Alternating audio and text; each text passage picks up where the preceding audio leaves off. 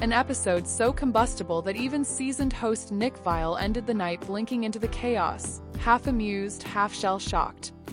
Buckle up. From the original MomTok soft swing bombshell to text message receipts involving oysters and swallowing, every thread in this ever-messier tapestry is stitched with jealousy, blurred boundaries, and money on the line.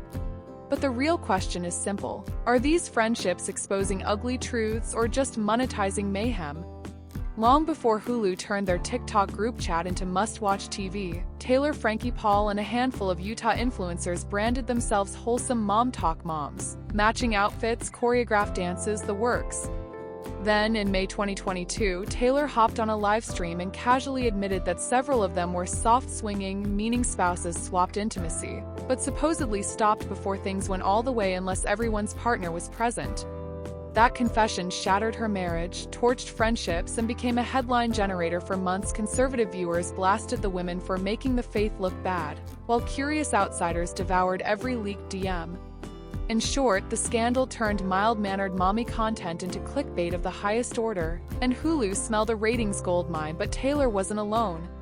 By late 2023, Miranda McWhorter, another TikTok mom, confirmed she'd also dabbled in the same circle.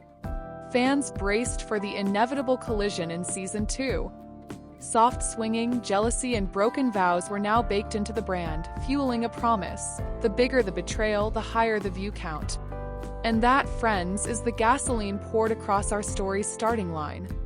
But the match hadn't even been struck yet. Producers whisked the cast to Lake Como, where they cross-pollinated chaos by staying at Vanderpump Villa, the spin-off staffed by Lisa Vanderpump's impeccably messy recruits. Enter Marciano Brunette, a brawny bartender with reality TV instincts as sharp as his jawline. Within hours, Demi Day Wright was laughing a little too loudly at his jokes, and Marciano later claimed she flirted all night. Day denied any impropriety, but Marciano doubled down in the finale, adding an even juicier shocker.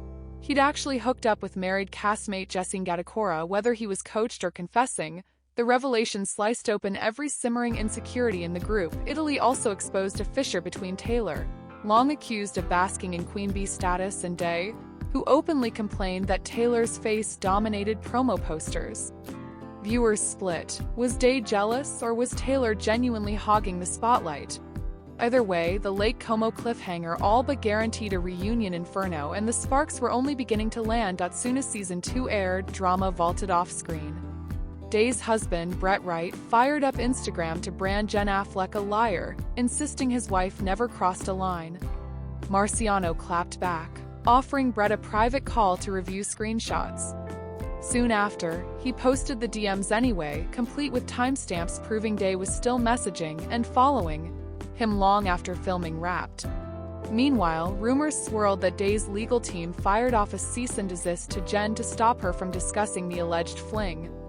Viewers scoured TikTok archives for deleted stories, turning every emoji into possible code. All of this digital warfare painted a grim picture: transparency on camera, secrecy online, and contracts hovering overhead. And hovering above those contracts? Disney, the corporate parent of Hulu, ever aware that moral outrage often converts directly into streams. But you can't stage manage a powder keg once the fuse is burning. When the day finally came, every mom except Day filed onto the reunion couch. Hulu flew her family to Disneyland. Convenient timing, critics noted, leaving a conspicuous gap beside Jessie. Nick Viall, ex-bachelor with a talent for letting dead air do the talking, greeted each arrival and clarified ground rules: honesty first, alliances second. From the opening seconds, Whitney Levitt beamed, relieved, she'd later admit, to watch someone else take the heat for once.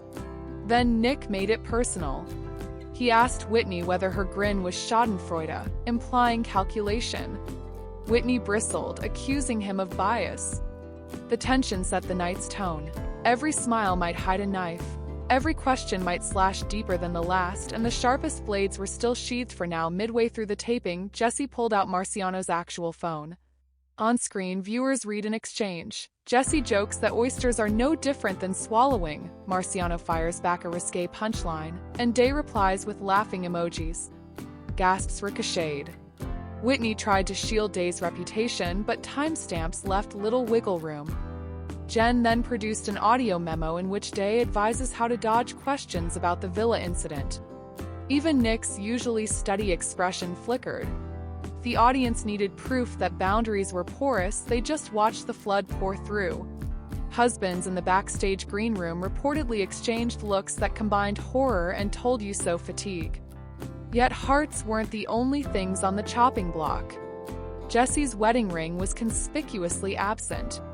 Pressed on whether she'd actually hooked up with Marciano, she pleaded the fifth teasing answers in season 3.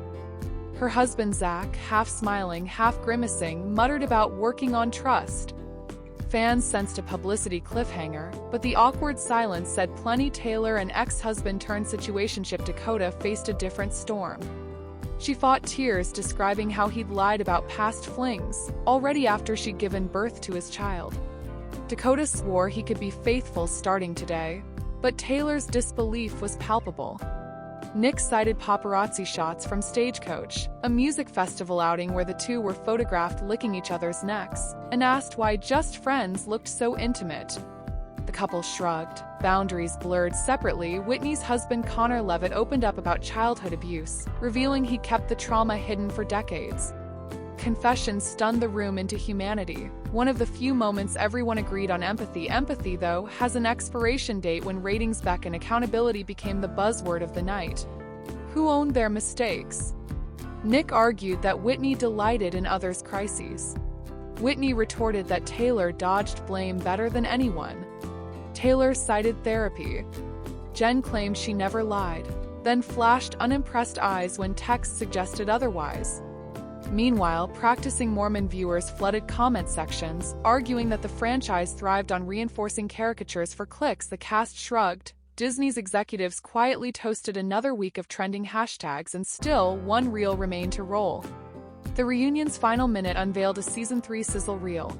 Taylor accusing her own mother of always siding with Dakota. Jessie cornered again, this time in tears, as Marciano alleges someone coached him to fabricate details. Whitney announcing plans for MomTok 2.0, a rival influencer collective free of divas. Day's empty reunion seat fades into a shot of her stepping off a Disney monorail, phone buzzing with unread messages. Marciano's cryptic line, "You told me to say it, remember?" hangs in the air. Is Marciano himself auditioning for a larger role? Drop your theories in the comments, hit subscribe if you want every spicy update, and remember, in this circle, today's best friend can become tomorrow's headline.